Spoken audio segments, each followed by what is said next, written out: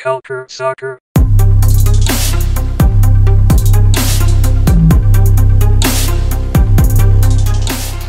Bonjour et bienvenue à cet épisode de MLS is Back sur Culture Soccer, le podcast quotidien sur le tournoi de la MLS. Ce tournoi qui commence à, en tout cas ceux qui étaient malheureux de le voir, commencent à vraiment trouver du plaisir avec ce tournoi parce que les matchs deviennent de plus en plus intéressants, même si effectivement il y a encore beaucoup à faire parce qu'on voit que les équipes ne sont pas encore à 100%. Aujourd'hui, je reçois de nouveau le rédacteur en chef de Culture Soccer, mon ami Anthony de Varenne. Salut Anthony, ça va bien aujourd'hui? Salut, ça va très bien, Adi, et toi? Ouais, ça va, ça va.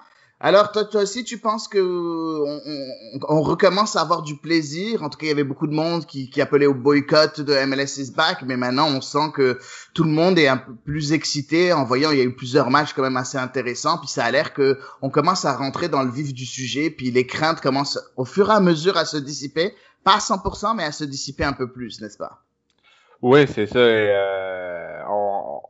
on commence à retourner dans la routine du soccer, les surprises, les déceptions, c'est des émotions qu'on n'avait pas eues depuis longtemps.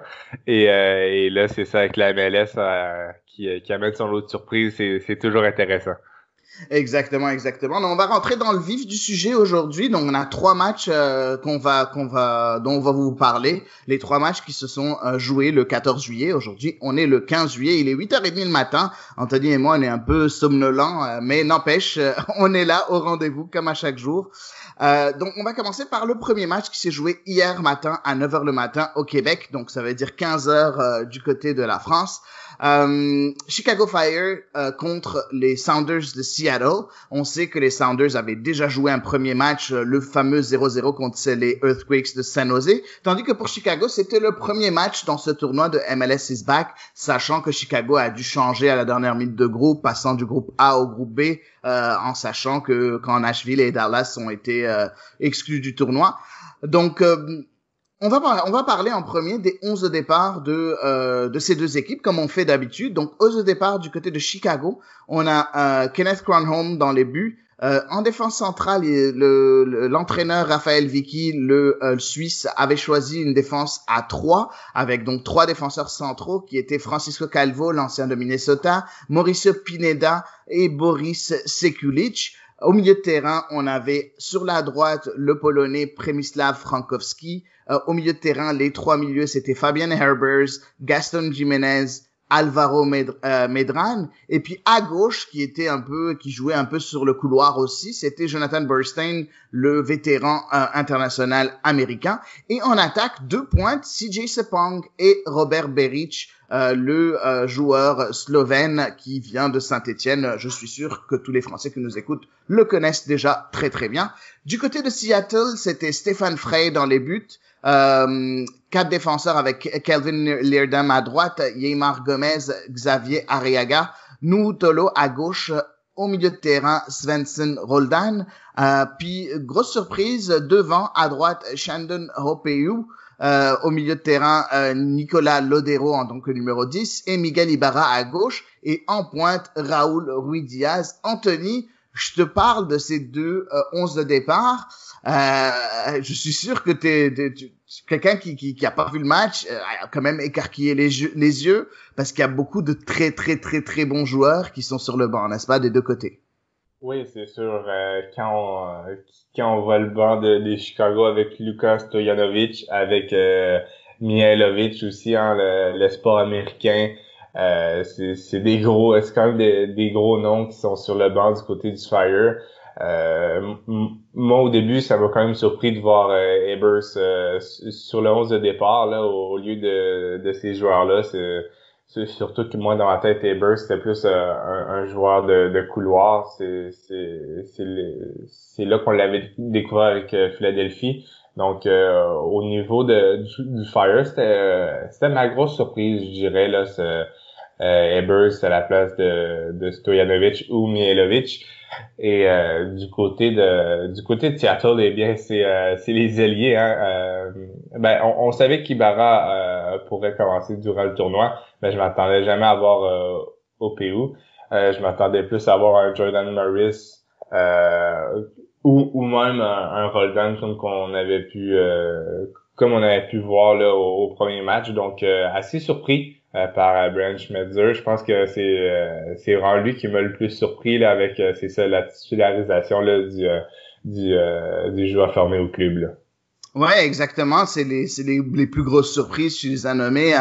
Donc, Maurice sur le banc, Alex Roldan qui aurait pu jouer, ou Jordi Delem qui aurait pu jouer aussi sur le banc.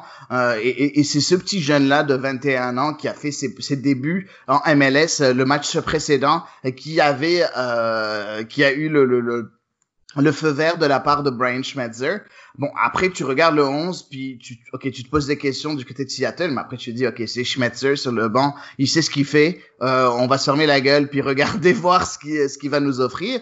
Du côté de Chicago, comme tu l'as dit, moi, la plus grosse surprise, c'est de voir Mihailovic complètement sur le banc. Tu as parlé de Herbers, c'était vraiment très étonnant de le voir dans le 11 de départ. Bref, de gros changements du côté des deux entraîneurs. Par contre, ça s'avérait quand même un match assez excitant parce qu'il y avait ces nouveautés là. Et je pense que c'est important de remarquer ça.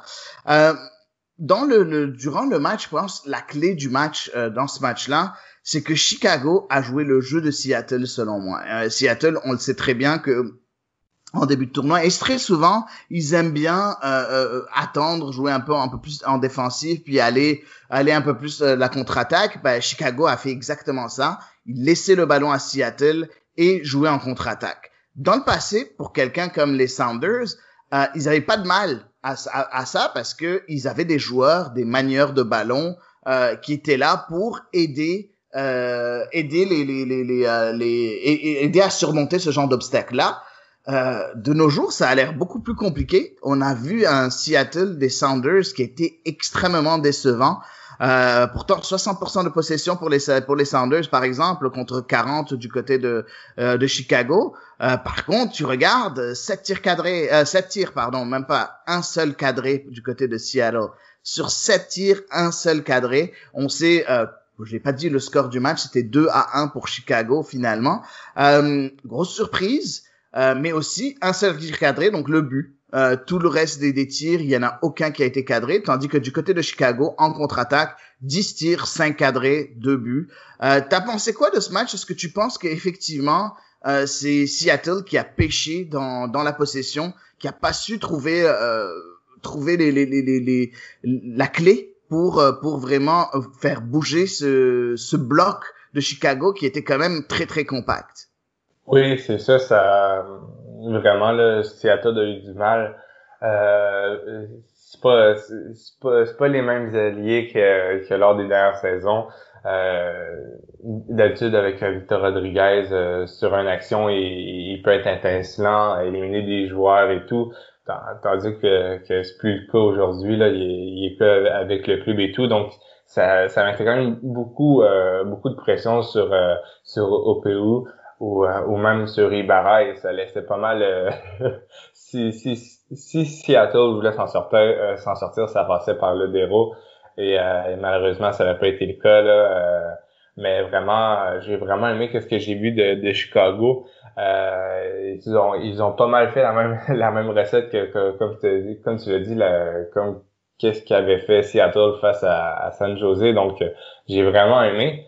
Et Pineda, c'est sa première saison en tant que défenseur central. C'est un joueur formé au club, donc j'avais peur qu'il flanche à quelques reprises durant le match, mais finalement, il a été très solide. Un des meilleurs joueurs du côté du Fire. Et vraiment, là, j'ai été très surpris d'avoir le Fire aussi solide défensivement. Ça faisait longtemps que j'avais pas vu cette équipe-là aussi solide, là. Ouais, effectivement, c'est quand même une belle bouffée d'air pour les fans de Chicago qui demandent une équipe beaucoup plus dominante depuis plusieurs années. Ça fait longtemps que Chicago a du mal. Ils avaient eu une bonne saison sous Paunovic où ils avaient fini, je pense, 3e de l'Est. Mais tout le reste du temps, c'était une équipe un peu moribonde qui était pas capable de faire grand-chose avec le ballon et qui décevait d'année en année. Maintenant, c'est un très bon début de tournoi. C'est leur premier match, hein.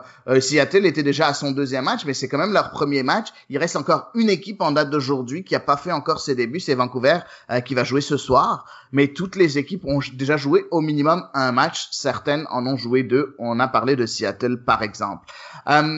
Je veux revenir un peu sur les Sounders. Je sais que quand on avait parlé la dernière fois, toi et moi, Anthony, je te disais, ouais, je trouvais ça un peu bizarre que Christian Roldan se retrouvait sur l'aile droite avec Maurice sur l'aile gauche dans le dernier match. Cette fois-ci, et je disais, pourquoi pas faire jouer Ibarra? Ibarra a joué cette fois-ci. Puis il a été extrêmement décevant. Il a été remplacé à la 58e minute par Handwalla Bwana. Bwana a fait un beau match. C'est lui-même qui a marqué le but sur une passe de Jordan Morris qui était lui aussi rentré pour OPU à la mi-temps. Donc le pari OPU a pas trop marché. Quand Morris est rentré, c'est là que Seattle s'est montré un peu plus dangereux. On l'a vu, le centre en retrait de Jordan Morris était magnifique. Après, bon, ça a l'air que Maurice a beaucoup de mal, comme beaucoup de joueurs, hein. Il y a beaucoup de joueurs qui ont beaucoup de mal avec l'humidité à Orlando. Est-ce que tu penses que c'est cette humidité-là et le climat à Orlando est en train de jouer un gros rôle sur ce genre d'équipe-là comme Seattle? Oui, c'est sûr, et on le voit, les joueurs un peu plus fragiles physiquement ont vraiment du mal, surtout en fin de match. Je me souviens de Jordan Morris au premier match. La fin de la rencontre semblait tellement souffrante pour lui, des crampes à plusieurs reprises, des choses comme ça. Donc vraiment, il y a certains types de joueurs que la chaleur d'Orlando leur fait pas, et si c'était une destination possible pour le restant de leur carrière, ben je pense que ça va leur faire oublier, parce que vraiment non, c'est on sent qu'il y en a qui trouvent ça plus difficile que d'autres. Tandis que c'est ça, il y en a d'autres qui ont l'air à quand même très bien la gérer. Je pense aux Sud-Américains, des choses comme ça, là, ils semblent très à l'aise. Ouais, effectivement. Et puis, on voit du côté de Chicago, la patte de Raphaël Vicky commence à prendre. Hein. On voit l'entraîneur qui avait l'air d'avoir complètement la confiance de son équipe. On le voyait, on sentait qu'il y avait une communication quand même assez fluide. On le voyait encourager ses joueurs, les joueurs le regardaient, attendaient ses instructions. Ça a l'air que le courant passe très bien entre le coach et ses joueurs du côté de Chicago. Il faut pas oublier, par exemple, il a quand même amené sa patte, notre ami Raphaël Vicky, dans cette équipe. On voit, par exemple, si tu regardes l'équipe aujourd'hui par rapport à l'équipe l'année passée, sur le terrain déjà, c'est pas la même équipe, les joueurs sont pas les mêmes. Donc il y a la patte Raphaël Vicky, on commence à la voir après juste quoi, c'est le quatrième match de la saison, là, le troisième match de la saison pour Chicago. Donc ça a été quand même rapide cette adaptation de Raphaël Vicky à Chicago, non? Oui, ça a été très rapide, et vraiment là, il semble avoir un 11 de très grande qualité, et tout, surtout comme 11 de départ. C'est sûr, s'il vient avoir quelques blessures, ça se peut que ça soit un petit peu plus fragile. Quand je regarde le banc et tout, il y a des bons joueurs, mais tu sais, je vois quand même 2-3 très bons noms.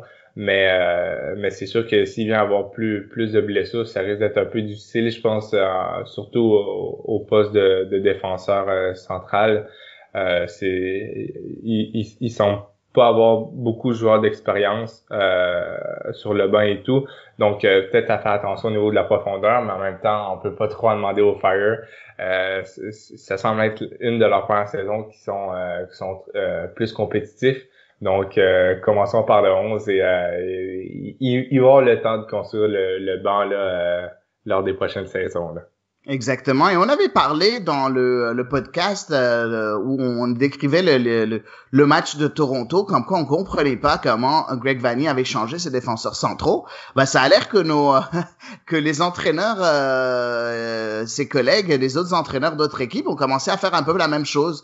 J'ai trouvé ça quand même assez étonnant parce que c'est pas quelque chose qu'on voit très souvent. Donc on a vu par exemple du côté de Chicago, Francisco Calvo qui fait de la place à Wyatt Holmesburg, par exemple, à la 75e minute. Et du côté de Seattle, les deux défenseurs centraux qui sont sortis, il y a Emar Gomez à la 62e minute et Xavier Arriaga à la 85e minute.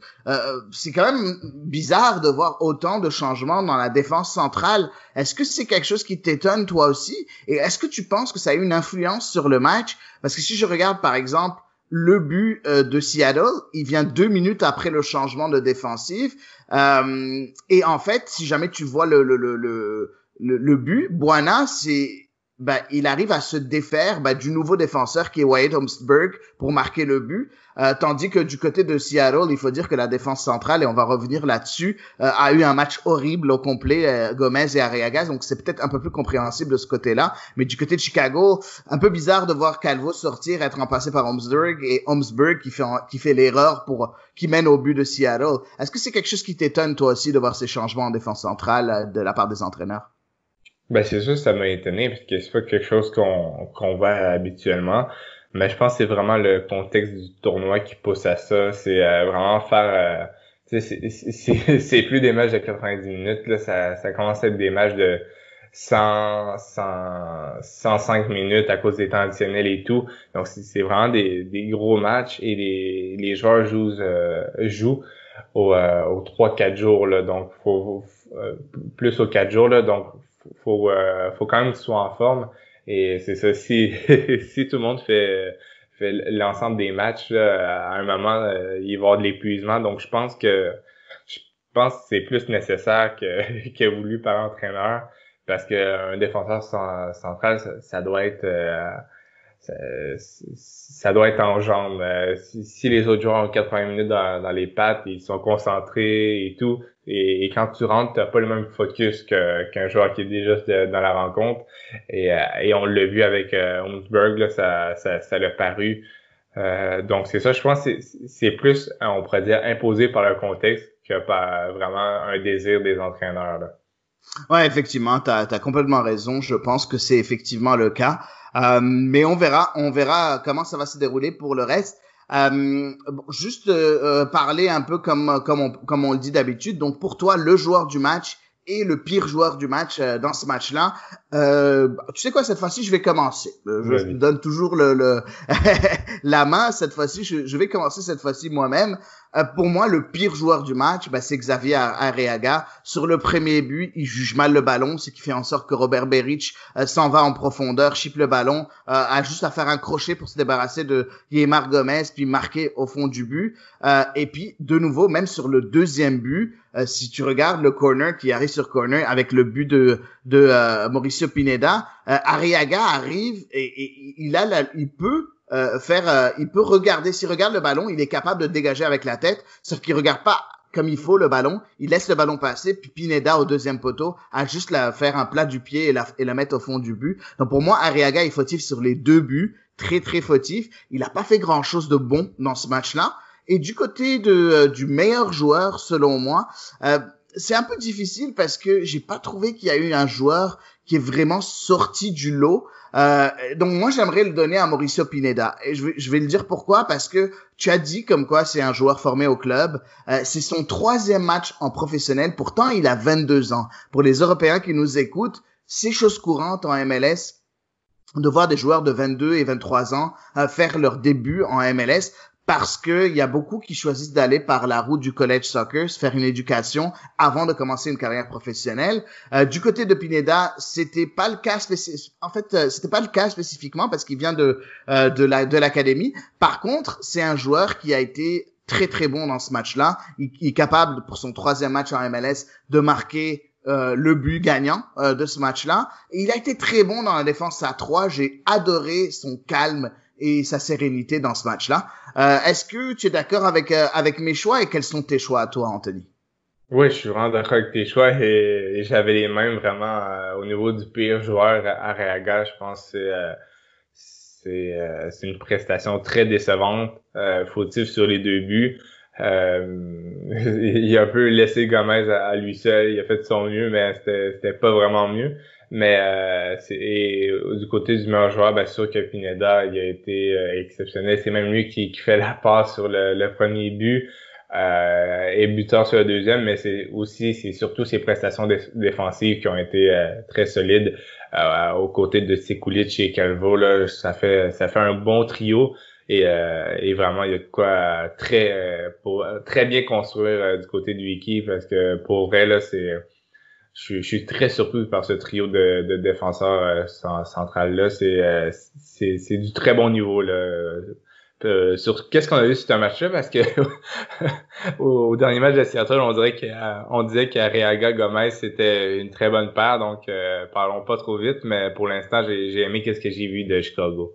Ouais, effectivement, moi aussi j'ai beaucoup aimé. Après, bon, ça a l'air que même la MLS était un peu surprise de voir ce trio-là, parce que quand tu y penses, Boris Sekulic qui était dans la défense centrale, ben si tu vas voir un peu ce que la MLS dit, ben ils disent comme quoi il est yougoslave. MLS, la Yougoslavie existe plus. Donc voilà, donc au lieu de mettre, lui il est international slovaque, enfin il est slovaque, sauf qu'il est né en Serbie. Donc bref, bizarre de voir encore le mot Yougoslavie sur le site de la MLS. J'ai trouvé ça assez drôle. En fait, c'est toi qui m'a fait remarquer ça, Anthony, mais c'est ça, on a beaucoup ri en off avant. Oui, c'est ça, la Yougoslavie. Je pense à l'arrêter de prendre ce nom-là en 2006, je crois. Ou... En tout cas, ça existe plus depuis un bout. J'ai pas les dates de quand est-ce que la Yougoslavie a été divisée finalement. Donc bref, je vous laisse à vos cours d'histoire et voilà, je vous laisse faire vos recherches de votre côté à vous. On repasse, je pense, au prochain match. On a déjà, je pense, bien décortiqué ce match-là entre Chicago et Seattle. Non, en fait, j'aimerais juste mentionner, pour les fans de Seattle, dont mon cher Antoine, si jamais il nous écoute, Seattle, c'est pas fini. Hein. Ils ont quand même 1 point. Chicago, maintenant, a 3 points, tandis que les Earthquakes ont aussi 1 point. Donc, si Seattle parviennent à battre Vancouver, à 4 points, tu peux peut-être prétendre à la 2e place, mais au pire des cas, tu pourras prétendre à une des places des 3 meilleurs, des 4 meilleurs 3e de ce tournoi. Donc c'est pas encore fini pour Seattle, même si ça va être difficile. Ils vont devoir se retrouver une jeunesse, on va dire, plutôt trouver un second souffle et essayer de surmonter l'obstacle des Whitecaps. Donc voilà, donc soyez pas vraiment malheureux pour Seattle, c'est pas encore fini pour eux. Oui, et surtout qu'il y a seulement dans le groupe A, ça me surprendrait qu'il y en a un des deux, soit l'Inter Miami ou NYCFC qui finissent meilleur 3e, car ils ont déjà 2 matchs de jouer avec 0 points. Ah oui, c'est ça. On va revenir là-dessus, mais t'as complètement raison de le mentionner, effectivement. Donc déjà dans le groupe A, t'as 2 équipes avec 0 points en 2 matchs. Donc on s'entend que si jamais t'as 4 points, déjà tu passes devant le meilleur 3e du groupe A. Donc voilà une des raisons pourquoi 4 points, ça pourrait être suffisant pour faire partie des 4 meilleurs 3e. Très très bonne analyse, Anthony. On passe finalement, donc vu qu'on en a parlé un peu brièvement de ce groupe A, on va passer au premier match du groupe A qui se jouait hier. C'était le match entre New York City FC et Orlando City. La grosse surprise. New York City FC qui pour moi et pour toi, même Anthony, quand on avait fait le premier épisode, quand on avait fait en fait avec Antoine, quand on avait fait en fait nos prédictions ici sur Culture Soccer, on pensait que New York City FC allait remporter ce groupe assez facilement. Une 2e défaite en 2 matchs pour New York City FC. Pourtant, en gros, une défaite 3-1, mais en gros, si tu regardes le match, New York City FC a eu 2 trous d'air complètement où ils ont encaissé les 3 buts. Ils auraient pu en encaisser même un 4e, mais dans le reste du match, New York City FC était quand même au-dessus. Donc bref, un peu bizarre de ce point de vue-là. Je sais pas si tu as un mot d'introduction pour ce match-là. Est-ce que tu as senti que New York City FC était quand même pas loin de remporter ce match, comme contre Philadelphie? Ouais, c'est ça. Je crois que si ça l'avait été le Orlando de la saison dernière, je crois que New York aurait su égaliser et sûrement prendre les devants, mais là on dirait qu'il manquait une petite étincelle et Orlando a tenu le fort. Donc je pense que ça serait ça. Malheureusement, c'est New York qui est endormi, s'est réveillé. Mais Orlando a tenu bon. Effectivement. On va parler des 11 de départ des 2 équipes. On commence par New York City FC qui avait un 11 de départ un peu bizarre de la part de l'entraîneur norvégien Ronny Deila. Donc dans les buts, Sean Johnson comme d'habitude. En défense centrale, on avait 3 joueurs. Donc on avait James Sands avec Maxime Chanot qui revenait de suspension. Le dernier match, il était pas là. Et Alexander Cayens. Au milieu de terrain, Alexander Ring. À gauche, Matarrita, Ronald Matarrita, le costaricien, pardon. À droite, Anton Tinnerholm, le Suédois. Pour finir au milieu de terrain, Medina, Jesus Medina et Tora Rinsen, l'Islandais. Et en pointe, Castellanos et Hébert. Bon, la formation en tant que telle a changé en cours de match. À un moment donné, on a vu Hébert sur le côté. Ça a l'air que c'est une formation hybride que même moi j'ai un peu du mal à comprendre parce que des fois tu voyais Sands au milieu de terrain, tu voyais Ring qui était un peu qui disparaît la plupart du temps. On va en parler un peu plus tard. Une formation un peu hybride qui change souvent. Puis ça a l'air que les joueurs sont encore assez perdus avec cette formation. La preuve, New York City FC pour son 4e match en 2020, a marqué son premier but de la saison. C'est quand même bizarre. Qu'est-ce que tu as pensé de ce 11 de départ du côté de New York City FC? Ouais, ben en fait très surprenant selon moi. Je m'attendais pas à avoir ça. Moi, je m'attendais à avoir sur le terrain Keaton Parks, également peut-être plus Tajuri Shradi au lieu de Tora Rinsen. Et peut-être voir Mitrita, mais je crois que Mitrita je crois qu'il est quelque peu blessé. En tout cas, il a pas débuté la rencontre face à Philadelphie également. Donc c'est ça, je m'attendais à voir ces joueurs-là, mais c'est surtout la formation aussi là qui est intéressante à voir aller. Ça aurait pu surprendre Orlando, là. Ça aurait pu la surprendre. Je m'attendais vraiment pas à ça.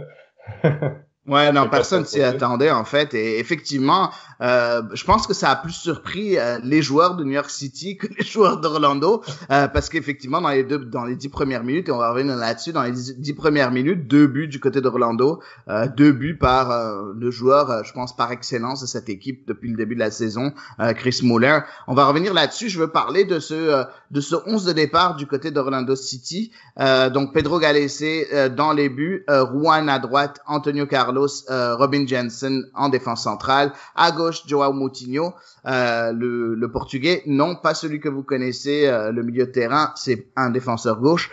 Au milieu de terrain, on a Oriol Rosell et Junior Urso. Après les 3 milieux offensifs, on avait Chris Muller à droite, Mauricio Pereira au centre du terrain, donc en tant que numéro 10, et à gauche Nani, et en pointe Dom Dwyer qui a encore rempli son rôle. Une formation un peu plus classique du côté d'Orlando City. J'ai pas trouvé qu'il y avait de grosses surprises du côté d'Orlando City. Une formation qui fait vraiment beaucoup de sens de la part de Oscar Pareja, qui a su trouver je pense, la formation idéale pour ce club-là, n'est-ce pas, Anthony? Ouais, ça, c'est un club qui cherchait beaucoup la saison dernière. Ils sont allés chercher un excellent entraîneur et là, j'ai l'impression que au lieu de bâtir autour de ce 11-là, et jusqu'à présent, ça réussit bien.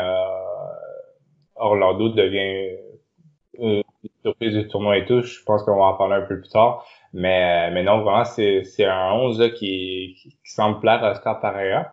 Et vraiment, de qu'est-ce que j'ai vu depuis le début du tournoi me plaît également, là. Ouais, effectivement, ça me plaît beaucoup. Je vous conseille d'aller voir le premier but de Chris Muller. C'est sur un coup de pied arrêté, un centre qui arrive vers Chris Muller. Il se pose pas de questions, il met le plat du pied en pleine volée, ça va dans la lucarne, un but magnifique de la part du joueur qui a été drafté, qui a été ignoré par beaucoup de personnes, par beaucoup d'équipes, et qui est pour moi le meilleur drafté depuis très longtemps. Vraiment tout un joueur, ce Chris Muller, qui à 23 ans commence à vraiment devenir un joueur à suivre en MLS. Il commence à passer un cap d'un bon joueur drafté à un très bon joueur drafté, à presque maintenant une pièce inamovible du 11 de départ de Oscar Pareja, n'est-ce pas? Oui, vraiment.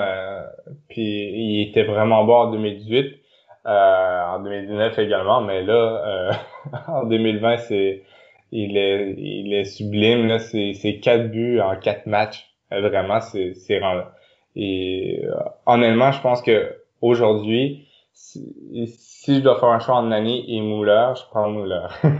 C'est Oh, vraiment, il est, non, mais vraiment, il est également bon dans la construction du jeu, là. C'est pas juste la finition.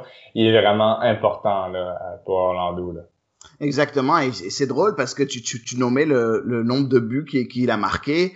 Il est déjà, comme on l'a dit, à 4 buts en 2020. Ben, si tu regardes, en 2019, il avait marqué 5 buts, 6 buts si jamais tu comptes la coupe.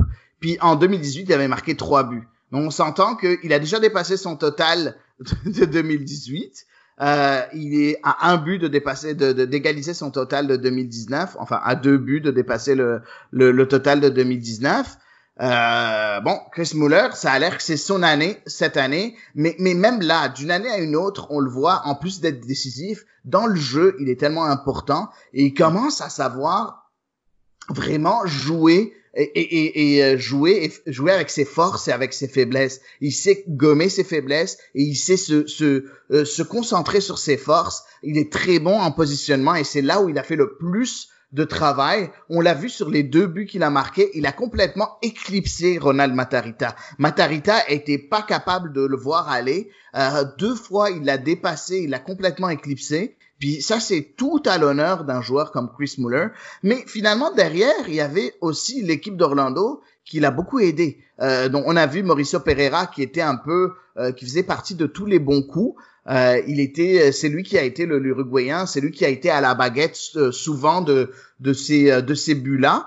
C'est quand même intéressant. Après Nani, c'est sûr que avoir un joueur de la trempe de Nani dans l'équipe, la défense est un peu plus concentrée sur ce joueur désigné qui est Nani. Donc ça laisse un peu plus d'espace à Chris Muller. Donc c'est un tout. Chris Muller a la chance, en fait, a le mérite de se montrer décisif, mais sans les autres pièces sur le terrain, il n'aurait pas eu toute cette liberté-là, n'est-ce pas, Anthony? Oui, c'est sûr. Et comme tu le dis, pour une des premières fois dans le projet Orlando, depuis leur début, on a vraiment l'impression qu'un entraîneur a un réel projet et construit sur des bases solides. Vraiment, c'est ça. Tous les joueurs sont complémentaires et je pense, tu sais, je faisais une petite blague tantôt, je choisirais Muller face à Nani, mais vraiment les joueurs semblent bien se comprendre, bien se compléter. Tu sais, en arrivant à Orlando, Pereira a pas tout changé l'effectif non plus. Il a ajouté sa petite patte et tout. Donc vraiment, c'est un effectif là complémentaire et c'est ça, j'ai l'impression que vraiment pour une des premières fois de l'histoire de Orlando là, ils peuvent bâtir un réel projet qui semble plaire aux joueurs et à l'entraîneur. Donc c'est parfait. Parfait. Quand je regardais le match, il y a eu un fait un peu cocasse durant ce match-là parce que Oscar Pareja, donc je vous demande d'écouter un peu la phrase. Oscar Pareja à la 80e minute a décidé d'enlever Mauricio Pereira pour faire rentrer Andrés Perea dans le match. Donc c'était assez cocasse parce que Perea, c'est quand même un peu bizarre de ce point de vue-là. Et les trois, c'est trois noms de famille écrits différemment. Bref, c'était assez drôle, un peu le côté qui m'a fait un peu rire de ce match-là. Du côté de New York City FC, qu'est-ce qui se passe avec cette équipe qui est supposée être dominante, qui a du mal à trouver le fond des filets? Elle a été extrêmement dangereuse. Je veux juste préciser, le but de Jesus Medina, pour moi, c'est le meilleur but du tournoi jusqu'à maintenant. C'est un but de toute beauté, une passe d'Hébert, contrôle de la poitrine de Jesus Medina, elle rebondit une fois par terre, reprise de demi-volée, complètement dans la lucarne, limpide, un tir foudroyant. Le gardien de but, Pedro Galese, a même pas bougé. Il a même pas bougé. Il a juste regardé le ballon bouger. C'était tout un but. Tandis que de l'autre côté, tu regardes, il y a eu plusieurs occasions. Castellanos a manqué quelques occasions. Il faut dire que Galese était bien. Il a fait un bon match, le gardien de but d'Orlando City. Mais on a vu aussi Mitrita qui est rentré à la 68e minute, qui a aussi eu le poteau.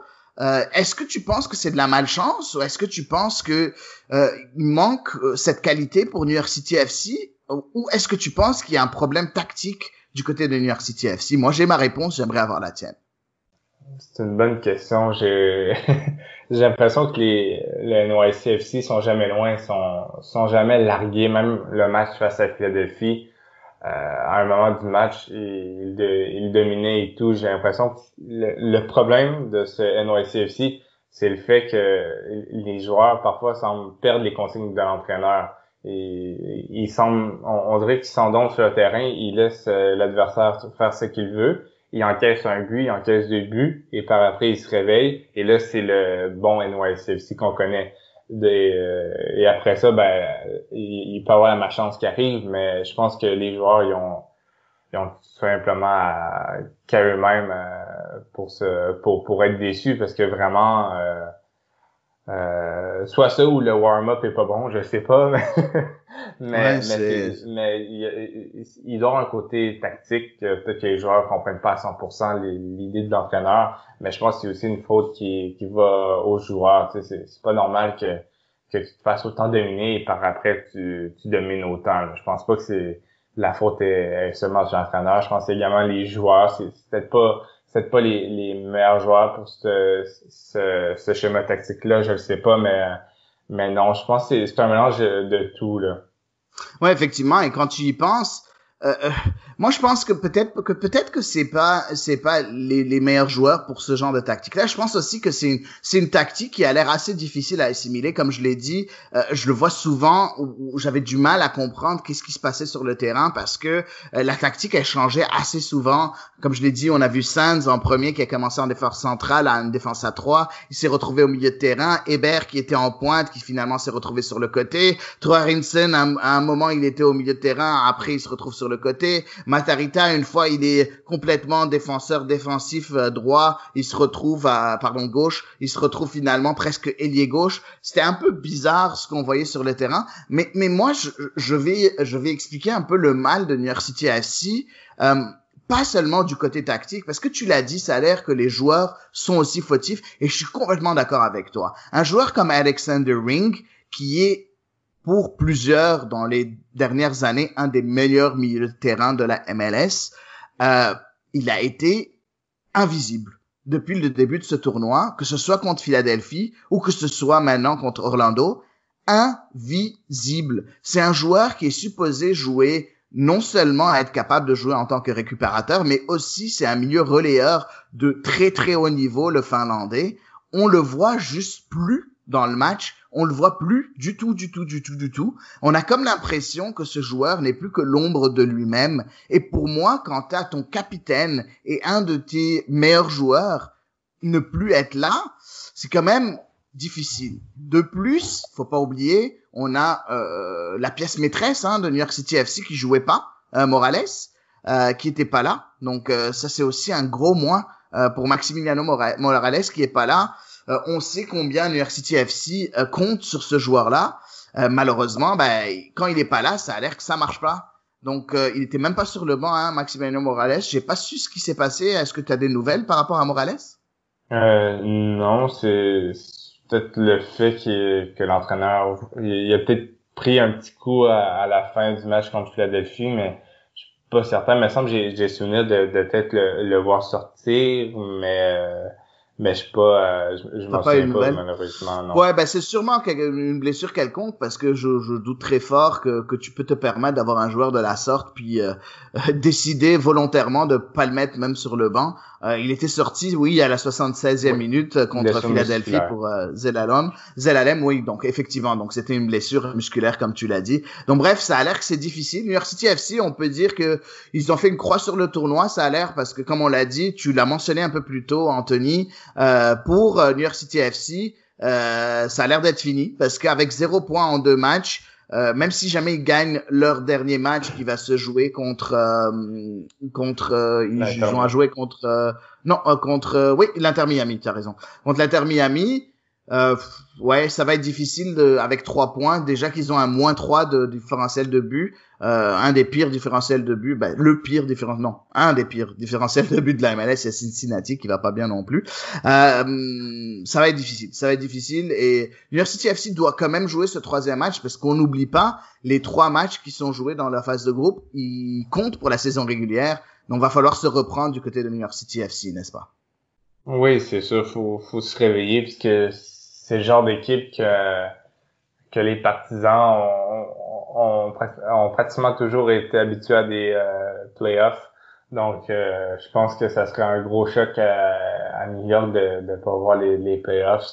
De peut-être se demander si ce serait pas mieux de reconstruire si on se rend là, mais c'est sûr que c'est un nouvel entraîneur. Peut-être que la source a du mal à prendre, mais faut quand même leur laisser le temps. Parfois, avec des nouvelles entraîneurs, avec un nouvel entraîneur, pardon, les choses peuvent être un peu plus longues à démarrer, mais une fois démarré, ça va bien. Donc, c'est sûr qu'en contexte de MLS is back, faut être assez rapide dans les performances. Mais si on le reprend dans le contexte de saison régulière, là, c'est pas le temps de paniquer non plus. C'est sûr, c'est 4 défaites, mais je pense qu'il y a également des éléments dans la rencontre là, qui sont intéressants à prendre en compte.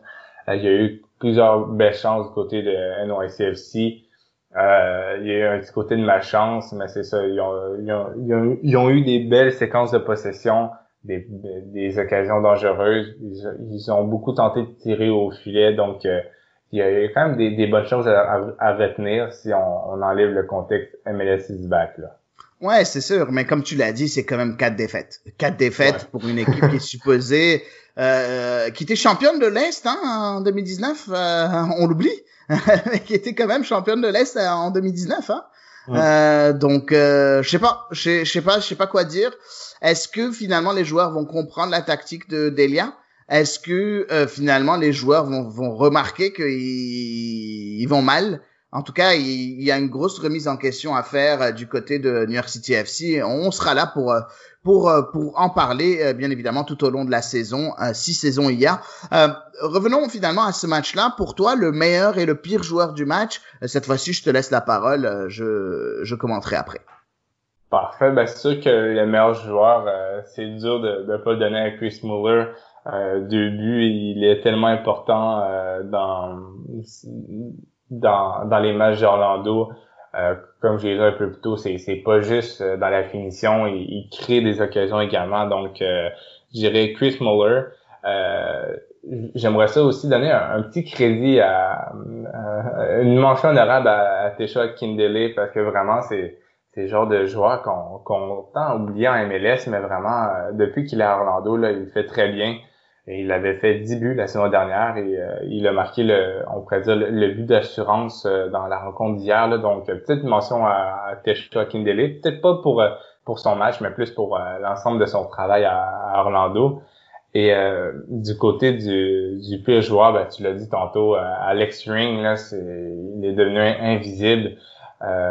Si ça serait un home run, on pourrait comprendre, premier match et tout, mais là, avec il a de l'expérience, on sait de quoi qu'il est capable. Et c'est ça, c'est surtout, puisqu'on sait de quoi qu'il est capable, ben ce match-là m'a vraiment déçu. Donc, je dirais Ring du côté du pire joueur. Parfait. Bah écoute, je peux que te dire que tu as complètement raison pour le meilleur joueur du match. Je suis complètement d'accord avec toi. C'est impossible de complètement ignorer Chris Muller et son match. Bon, après, j'ai beaucoup hésité entre Chris Muller et j'aurais aimé le donner à Oscar Pareja parce que il a complètement métamorphosé cette équipe-là. Depuis que Oscar Pareja est là, Orlando City fait du sens, ce qui n'a jamais été le cas depuis les 5 ans qu'ils sont à MLS. On n'a jamais vu une équipe d'Orlando City aussi disciplinée, où chaque joueur a un rôle très défini. T'as parlé de Tesha Akindele qui est là, qui rentre à la 61e minute, qui marque un but, qui a été très important dans le match. On a même vu aussi Benji Michel qui a été très bon sur les coups de pied arrêtés défensifs, où il est rentré, même si c'est un attaquant, il était là pour mettre sa tête quand il fallait pour défendre. On voit une équipe soudée. Et pour moi, Pareja n'y est pas étranger. Pour ce qui est du pire joueur, Rink, c'est un joueur qui a été invisible, mais pour moi, le pire joueur, c'est Ronald Matarrita, le latéral gauche costaricien. Pourquoi? Parce que ce n'est pas normal qu'un latéral gauche se fasse éclipser comme ça par Chris Muller dans les 10 premières minutes du match. Même s'il a été intéressant offensivement, et ça a toujours été le problème de Matarrita, très bon offensivement, mais il laisse à désirer défensivement. Cette fois-ci, je pense que c'était vraiment horrible défensivement. Il a essayé de se replacer. Muller a même eu un poteau à un moment donné en deuxième mi-temps. Encore une fois, Matarrita n'a pas su défendre sur lui. Bref, gros mauvais match pour moi, pour Ronald Matarrita. Donc voilà pour ce deuxième match d'hier, le 14 juillet. On passe au troisième match, le match entre l'Union de Philadelphie et l'Inter Miami. C'est bizarre parce que dans ce groupe, mon ami Anthony et toi et moi et Antoine, on avait dit que les deux premiers du groupe allaient être New York City FC et Inter Miami. Mais en fait, c'est comme si on avait vu le groupe à l'envers, nous, parce que New York City FC et Inter Miami sont les deux derniers du groupe. C'est quand même assez difficile. Philadelphie s'est imposé 2-1 face à Miami. Je veux parler des 11 de départ. Donc, du côté de Philadelphie, André Blake dans les buts, bien évidemment. Sur la gauche, Kai Wagner. En défense centrale, on avait Mark McKenzie, Jacob Glesnes et à droite, Raymond Gaddis. Au milieu de terrain, on avait Alejandro Bedoya, José Martinez, Jamiro Montero et en tant que numéro 10, Brandon Aronson. Et en attaque, on avait une paire d'attaquants, Sergio Santos et Casper Prisvilko.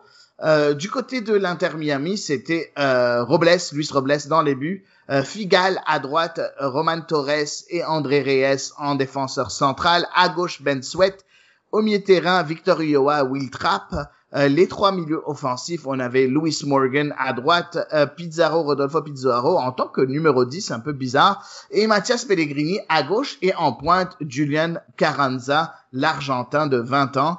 T'as pensé quoi de ces 11 de départ-là? Est-ce que t'as été quelque chose qui est vraiment sorti que tu as trouvé qui était un peu bizarre ou quoi que ce soit? Est-ce que t'as des commentaires par rapport à ces 11 de départ-là? Bon, au niveau de l'Union de Philadelphie, c'est sûr que par rapport au dernier match, ils ont fait tourner un peu. Et ils ont mis Glesnes au lieu de Elliott pour faire tourner et Sergio Santos au lieu de Ilsinho. Donc c'est des changements normaux, mais ça reste quand même le 11 type. Mais c'est plus du niveau de l'Inter Miami là, que le 11 a vraiment changé par rapport au dernier match. Et sont passés avec une défense à 4. Et comme tu l'as dit avec Rodolfo Pizarro au poste de numéro 10, là, c'est plus un ailier, donc c'était surprenant à voir. Mais oui, c'est ça. C'est pas mal. Au niveau de Miami, c'est ça. C'est l'arrivée d'un numéro 10 dans la formation. Mais sinon non. Le reste là, ça m'allait. Je sais pas toi. Ben écoute, du côté de l'Union, j'ai trouvé quand même bizarre. Encore une fois, on voit un changement de défenseur de défense centrale. Par contre, c'est au début du match. Donc pour moi, j'ai pas de problème de ce point de vue-là. C'est pas au milieu du match qu'on décide de changer notre défense centrale, c'est avant le match. Donc si tu sais que ta défense centrale a des problèmes, pense-y avant que le match commence. J'ai du mal, c'est difficile pour un défenseur central de retrouver ses repères en plein milieu de match quand il rentre à la 70e, 75e, 80e ou 60e, whatever.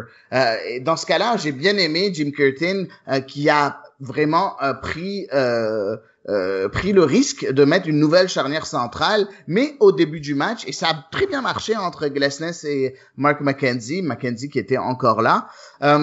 Pour ce qui est de l'attaque, il va falloir trouver ce duo devant, parce que Prisvilko continue à enchaîner les bons matchs, mais que ce soit Ilsinho dans le premier ou Sergio Santos dans celui-là, c'était assez moyen. Du côté de l'Inter Miami, est-ce que j'ai été étonné de pas voir De La Garza. On en avait parlé lors du premier match avec Tristan D'Amour, un joueur qu'on aurait aimé voir jouer. Il a même pas rentré sur le banc, sur le banc. Sur le côté droit, j'aurais bien aimé voir De La Garza faire ses débuts dans ce tournoi-là. Malheureusement, c'était pas le cas. Encore une fois, Lee Nguyen sur le banc. je comprends pas aussi le choix de Diego Alonso. Tu mets Rodolfo Pizarro en numéro 10, tandis que t'as Nguyen qui est là. Un peu bizarre. Bref, pas trop aimé ce 11 de départ de côté de l'Inter Miami. Après, on sait pas trop quoi s'attendre. Hein. C'est une équipe d'expansion, mais je pense qu'il y avait mieux à faire avec le 11 de départ du côté de l'Inter Miami. Ouais, c'est vrai. Et vraiment, l'Inter Miami a quand même beaucoup de profondeur en tant que latéral droit. Je viens de me réaliser avec Figal, De La Garza, Alvas Powell. Donc, c'est quand même des joueurs. Des joueurs, Alvas Powell avec la saison qu'il y a eu à OFC Cincinnati, c'est c'est un peu moins bon, là, mais quand ça. même, il avait eu de bons matchs avant. Il était à Seattle avant, n'est-ce pas? À Portland. À Portland, pardon, ouais. Ouais, donc, oui, c'est ça, il était pas mal à Portland. Donc, bref, il y a de la profondeur, comme tu le dis, mais même si tu continues à regarder le reste de l'équipe, écoute, t'as Mickey Ambrose, qui a quand même été pas mal du côté d'Atlanta, qui pourrait aider au poste de latéral gauche. J'ai parlé de Lee Nguyen, t'as le Canadien Jay Chapman, qui est ici, là, qui a 26 ans, qui est rentré à 3 minutes de la fin du match. T'as l'Allemand Keith Sweater, qui est rentré aussi à la 68e minute. T'as Break Shea, qui aurait pu peut-être donner des services pour un peu ajouter un peu plus de folie, même si c'est pas un excellent joueur, il est quand même un joueur de rotation qui est quand même assez connu en MLS. Donc t'as quand même des arguments du côté de l'Inter Miami. J'ai comme l'impression que ça n'a pas été bien exploité jusqu'à maintenant par Diego Alonso. Bon, finalement, une défaite de 2-1. Pour toi, c'était quoi la clé du match dans ce match-là? Entre Philadelphie et Miami, c'est où que tout s'est joué pour toi? J'ai l'impression que Miami tend à se chercher encore.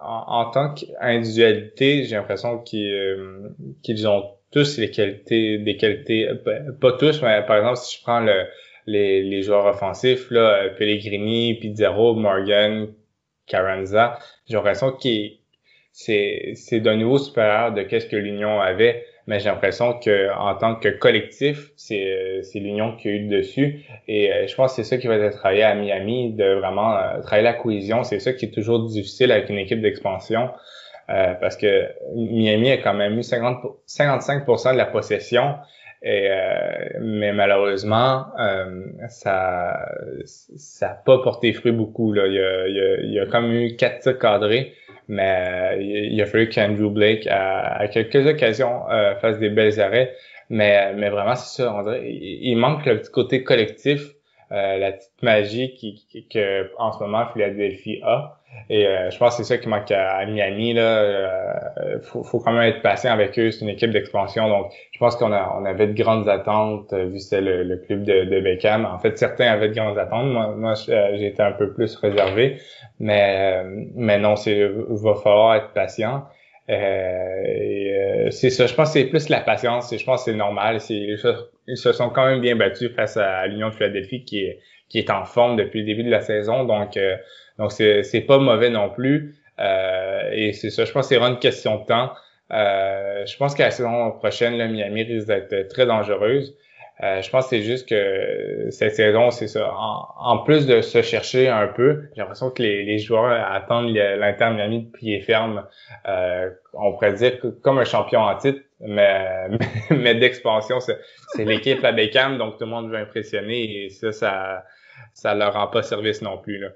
Je suis complètement d'accord avec toi. Je pense qu'on s'attendait, même moi, hein, on s'attendait à quand même un très bon tournoi de la part de l'Inter Miami. Est-ce que c'est parce que l'équipe de Beckham qui a joué un peu dans notre inconscient? C'est possible. Par contre, je trouve que encore dans le groupe de joueurs, il y a quand même la qualité. Je pense qu'il est pas encore assez exploité. Mais comme je suis complètement d'accord avec toi, je pense que c'est une question de temps. Mais moi, je dirais pas que c'est une question de temps de là à l'année prochaine. Je pense que cette année, on va avoir déjà un Inter Miami qui va progresser au fur et à mesure de la saison. Ils ont juste besoin de comprendre ce que Diego Alonso attend d'eux et de se comprendre à eux-mêmes et trouver les automatismes qu'il faut entre eux. Et je pense qu'une fois que ça se sera fait, l'Inter Miami sera quand même une équipe dangereuse. Je vois mal l'Inter Miami avoir une saison merdique, un peu comme plusieurs ces équipes d'expansion. Donc bref, on verra de ce point de vue-là. Mais pour moi, la clé du match, c'était le milieu de terrain. Donc si tu vois du côté de Philadelphie, on a parlé des changements faits par Jim Curtin, où on a eu un changement en défense centrale, un changement en attaque. Par contre, une chose qui n'a pas changé, c'est le milieu de terrain de 4 personnes avec Bedoya, José Martinez, Jamiro Monteiro et Brandon Aronson. J'en avais parlé en début de saison et j'en ai parlé en début de saison passée. Il y a eu beaucoup de changements à ce milieu de terrain qui a été un peu la fondation de Philadelphie sur les 3 dernières années. Et chaque fois, j'ai été un peu sceptique. Tu viens de changer le milieu de terrain, ça a l'air que c'est grave. Donc, cette année, au début de la saison, j'étais sceptique. Medoun Janine est parti, ça marchait tellement bien entre Bedoya, Aronson, Medoun Janine. L'année d'avant, c'était Dodgkal qui était parti, j'étais aussi sceptique. Force est d'avouer que Jim Curtin, il a l'air d'avoir une idée très précise par rapport à son milieu de terrain à 4, et ça marche à chaque fois. Puis ces 4-là, Jamiro Monteiro, Martinez, Bedoya, Aronson, ils s'entendent à merveille, mais c'est tellement beau à voir combien ils s'entendent. Aronson est extraordinaire en tant que numéro 10. Pour moi, il a été stratosphérique dans ce match-là. Monteiro, il est très très bon aussi. Bedoya, c'est le vétéran qui est là. Martinez joue son rôle de sentinelle à la perfection. Qu'est-ce que tu veux de plus quand tu as un milieu de terrain qui est aussi dominant que ça? C'est la clé de la réussite, non? Oui, et il manque juste peut-être le deuxième buteur qui a un bon lien avec Pripichko. Mais non, après ça, là, j'ai l'impression que ça va très bien aller. Ils ont leurs 2 latéraux qui fonctionnent bien. Ils ont un bon quatuor de défenseurs central avec Glesnes, McKenzie, Elliott et Collin. Il y a même Mathieu qui peut aider. Donc non, vraiment, Philadelphie, là, ça on voyait pas ça venir dans les dernières années, là, mais tranquillement, mais sûrement, ils se sont très bien construits, j'ai l'impression.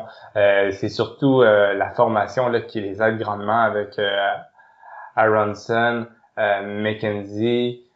Sur le banc, il y avait Elliott, Mathieu, Anthony Fontana et même des joueurs qui viennent de l'académie comme Galina ou Mbezo. Donc vraiment là, c'est du très bon travail que l'Union fait là depuis son arrivée à MLS. J'ai l'impression qu'on va voir le fruit de ce travail là sous peu là. Ouais, effectivement, on voit les fruits de son travail. On a remarqué il y a 3 ans, on disait on comprend pas comment Jim Curtin est encore en place. Puis finalement, ils ont pris la bonne décision, hein, comme quoi nous aussi de l'extérieur, on est là pour critiquer et pour regarder et analyser, mais des fois on sait pas tout ce qui se passe dedans. Et puis Jim Curtin a retourné toute cette équipe-là pour en faire une équipe extrêmement plaisante à voir jouer, qui est quand même très intéressante. Puis ça a l'air que moi si j'ai un conseil à donner à toutes les cellules de recrutement à travers le monde, dès que vous voyez un joueur qui a un prénom qui commence par Kai, donc K-A-I, surveillez-le, parce que ça a l'air, après Kai Havertz au Bayer Leverkusen, Kai Wagner a marqué tout un but en tant que latéral gauche. Il est bon de s'appeler Kai en 2020, hein, n'est-ce pas, Anthony? Oui, malgré toute l'année qu'on a, s'il y aurait une chose qu'il faut retenir de positif de l'année 20, c'est Kai. Non, exactement. Non, mais en tout cas, c'est assez drôle. J'aimerais aussi mentionner, depuis le début de ce podcast quotidien-là, je vais rarement parler d'action en tant que telle, mais je veux parler de cette contre-attaque mortelle sur le but de Przybylko, sur le deuxième but de Philadelphie. Quelle pièce de jeu, une passe qui arrive vers Jamiro Monteiro qui est en pleine contre-attaque. Monteiro, il fait une feinte, donc il saute au-dessus du ballon, qui arrive directement à Aronson. Aronson s'avance, je sais pas ce qui se faisait à Inter Miami. Ils étaient complètement à l'attaque. Pourtant, c'était 1-1. Complètement désorganisé. Il y a un 3 contre 1 du côté de Philadelphie. Ils se retrouvent en 3 contre 1. Aronson donne la passe magnifique à Prisbilko. Prisbilko, sans froid extraordinaire, fait un crochet, puis ajuste le gardien Luis Robles, puis ça rentre dans le petit filet. Est-ce que ce deuxième but, pour toi, ça explique ce qui marche de mieux pour ce Philadelphie, ce milieu de terrain qui a l'air d'avoir une osmose extraordinaire depuis le début de ce tournoi et depuis le début de cette année, non? Ouais, c'est ça. Et surtout, on voit qu'il y a déjà une belle relation entre Montero et Aronson, parce que qu'est-ce que Montero a fait, je crois que c'est la clé de ce but, la feinte qui déboussole tous les joueurs de la Terre Miami, et Aronson part. Et c'est ça qui est bien d'avoir des jeunes talentueux. J'ai l'impression qu'il a vraiment une tête sur les épaules à Aronson. Il aurait pu tenter de la faire individuelle et tout, mais il a tenté la passe à Prisbilko, et vraiment ça a réussi là pour le buteur polonais, parce que vraiment après ça il a fait un beau petit crochet et directement la balle dans le petit filet. Donc vraiment c'est exactement ça qui incarne le projet, je pense, le projet Philadelphie: la formation, la patience et un bon recrutement intelligent. Pas obligé d'être un grand nom, non, tu vas recruter intelligemment. Donc je pense que c'est ça la clé de Philadelphie là, dans une seule action: formation, patience et recrutement intelligent. Effectivement, tu as complètement raison. Très, très bien résumé de ce point de vue-là. J'aimerais juste, par contre, faire remarquer à ceux qui n'ont pas vu le match, on parle de Philadelphie comme quoi ils ont été extraordinaires, c'est vrai. Par contre, il faut faire attention. Il y a quand même quelques petits trous. Il faut pas qu'ils aient une trop grosse tête, parce que l'Inter Miami est passé très proche d'égaliser. On a vu Roman Torres qui a une transversale en fin de match. Ça aurait pu être un 2-2 malgré un match très bien mené par l'Union de Philadelphie. Donc, il va falloir faire attention de pas avoir cette grosse tête-là, parce que même si on regarde le match, et je pense que Philadelphie aurait dû remporter ce match par plus d'un but. Par contre, avec l'expérience, certaines expériences du côté de Miami, comme Roman Torres, le défenseur l'ex de Seattle Sounders, ça aurait très bien pu être un match nul. Ça aurait été un hold-up de la part de l'Inter Miami, et puis ça aurait pu faire mal à Philadelphie. Oui, c'est ça, et vraiment, ça passait proche. C'est pour ça que je dis que l'Inter Miami était... il manque juste... Il y a les qualités individuelles, mais il manque cette petite touche que vraiment ils sont passés à tout près là d'égaliser et tout. Donc c'est vraiment, j'ai l'impression que ça l'a joué, c'est ça en leur malchance. C'est ça, c'est peut-être le côté collectif qui manque, mais vraiment là ça a du potentiel, et c'est vrai, t'as raison, du côté de l'Union, faut pas penser qu'ils sont invincibles non plus. Et je pensais pas ça à l'entendre de la compétition, mais le match Orlando-Philadelphie là risque d'être très, mais très intéressant. Ça va être, je pense, l'affiche de cette troisième journée là. Ouais, effectivement. En tout cas, je pense que c'était un très très bon match pour conclure la journée. Quels sont pour toi les tops et le meilleur joueur et le pire joueur du match? Je te laisse encore la parole cette fois-ci, parce que je suis sûr que j'aurai pas les mêmes que toi. Donc je te laisse commencer pour le meilleur joueur et le pire joueur de ce match-là entre Philadelphie et l'Inter Miami.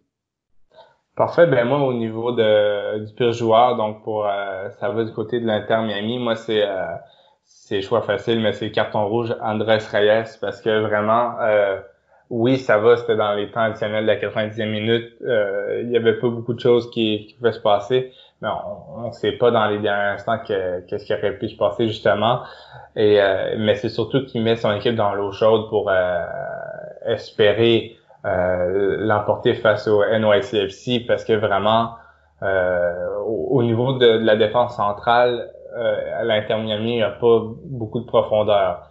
J'aime bien Grant Lilliard, mais je suis pas certain s'il est prêt à avoir ce poste de défenseur central, mais il n'aura pas le choix au prochain match, sauf si Diego Alonso a un petit lapin qui sort de son chapeau, mais vraiment c'est ça. Il a un peu abandonné son équipe. J'ai l'impression qu'il n'a pas pensé au troisième match qui compte quand même pour la saison régulière. Donc, ça serait ça pour moi au niveau du pire joueur. Et au niveau du meilleur, j'ai vraiment hésité entre Aronson et Martinez. Aronson, parce que pour son âge, c'est totalement fou qu'est-ce qu'il fait.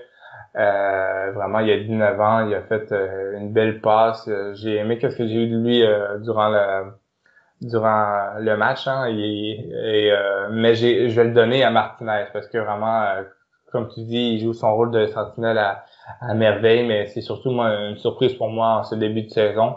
Je connaissais pas le joueur avant le début de la saison et vraiment comment il s'est adapté dans l'effectif en si peu de temps, c'est magique.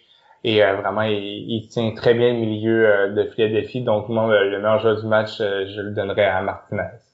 Oui, effectivement, très très bon choix, les deux choix que tu as choisis. Andrés Reyes, je suis complètement d'accord avec toi. C'est un joueur qui a eu un très mauvais match. Non seulement tu as parlé du carton rouge, mais même en couverture sur le deuxième but, c'est lui qui était nulle part et qui a fait en sorte que finalement il y ait cette défaite de 2-1 parce que il était pas à sa position. Comme j'ai dit, c'était un 3 contre 1 du côté de Philadelphie. Reyes était je sais pas, en attaque quelque part, j'ai aucune idée où il était, mais il était pas défensif, c'est quand même le défenseur central. C'était assez bizarre de ce point de vue-là. Mais pour moi, le joueur qui m'a le plus déçu, c'est Sergio Santos. L'attaquant de Philadelphie qui avait une carte à jouer, hein. Sergio Santos, le Brésilien de 25 ans, qui était supposé être le complément parfait de Przybylko, puis finalement non, il a été très décevant. Il a même été sorti à la 45e minute. On a presque rien vu de ce joueur-là durant le match, rien, juste à part des fautes. Il a fait 4 fautes dans cette première mi-temps. Pas grand chose de la part de Sergio Santos. J'ai été très très très déçu parce que quand tu as un collectif bien où il est comme ça, quand tu as un milieu de terrain qui va très bien, en tant qu'attaquant, t'as aucune excuse pour faire un mauvais match. Puis c'est ce que Sergio Santos a réussi à faire sur 45 minutes. Donc très très très décevant. Sinon oui, Andrés Reyes, c'est aussi, j'ai hésité entre les deux, mais pour moi c'était Sergio Santos. Pour le meilleur joueur du match, toi t'as donné José Martinez. C'est sûr, je peux très bien dire celui qui saute aux yeux, c'est Brenden Aaronson. C'est lui qui donne les passes décisives sur les deux buts. Sur le premier, c'est pas considéré comme une passe décisive parce qu'elle a dévié, son centre a dévié, mais c'est lui qui fait presque le but de Kai Wagner. On aurait pu très bien choisir Brenden Aaronson, mais j'ai adoré le match de Kacper Przybylko. Mais vraiment adoré son match. Il a marqué un but qui a été considéré hors jeu vers la 28e minute. Il a été remuant. Il a marqué le deuxième but. Il a été tellement dangereux. Chaque action, chaque finition où on voyait Przybylko avec le ballon, ça a été difficile pour la défense adverse. Przybylko, quelle pioche du côté de l'Union de Philadelphie. Donc voilà mon joueur de match. Je sais pas si t'as une réaction par rapport à mes choix. Non, c'est des très bons choix également. Tu parlais de Sergio Santos. Moi, je pense que quand l'Union de Philadelphie l'avait signé, là, les gens avaient beaucoup d'attentes envers lui. Malheureusement, en 2019, déjà là, ça avait pas très bien été. Il avait même fait quelques passages avec la réserve. À l'époque, il s'appelait les Bethlehem Steel. Je me souviens d'une fois, je l'avais vu sur YouTube là, en USL et ça m'avait assez surpris. Mais non, j'ai l'impression que non, qu'il est pas le joueur qu'on attendait et c'est dommage. J'espère que ça va se régler avec le temps. Mais c'est sûr que l'Union commence à être quand même patient. Ça fait quand même un an et demi là qu'il est avec l'Union et il n'y a pas signe d'amélioration, donc c'est inquiétant. Et du côté de Przybylko, c'est complètement l'inverse. Il a très bien fait dès le départ et ça continue depuis le début. C'est un joueur qui est très constant et il a vraiment métamorphosé l'attaque de l'Union. Là, il a vraiment fait oublier CJ Sapong. Ouais, exactement. CJ Sapong qui a quand même eu un bon match avec Chicago aussi en matinée. Donc bref, voilà pour ce podcast quotidien de MLS 6 Back. J'espère que ça vous a plu. Déjà en premier, merci beaucoup Anthony d'être encore une fois avec moi en tant qu'invité. C'est toujours très plaisant de parler de soccer avec toi là. Merci à toi d'être aux manettes de cette émission à chaque jour. C'est beaucoup de travail et tu le fais à merveille. C'est sûr que dans les prochains jours, je risque d'être un peu moins présent dans le podcast parce que je quitte Montréal pour quelques jours, mais ça se peut que je fasse quelques apparitions tout de même. Ben oui, ben merci beaucoup Anthony. Je sais que tu es toujours disponible pour ce podcast-là et pour tout ce qui se passe autour de Future Soccer. Merci encore une fois d'être aussi nombreux de nous écouter. C'est vraiment très plaisant. J'espère que ce podcast-là vous plaît. N'hésitez pas à faire des commentaires, à parler avec nous, à poser des questions, quoi que ce soit. On est toujours disponible. Je vous souhaite une très très bonne journée et à demain pour un nouvel épisode de ce podcast MLS is Back. Future Soccer.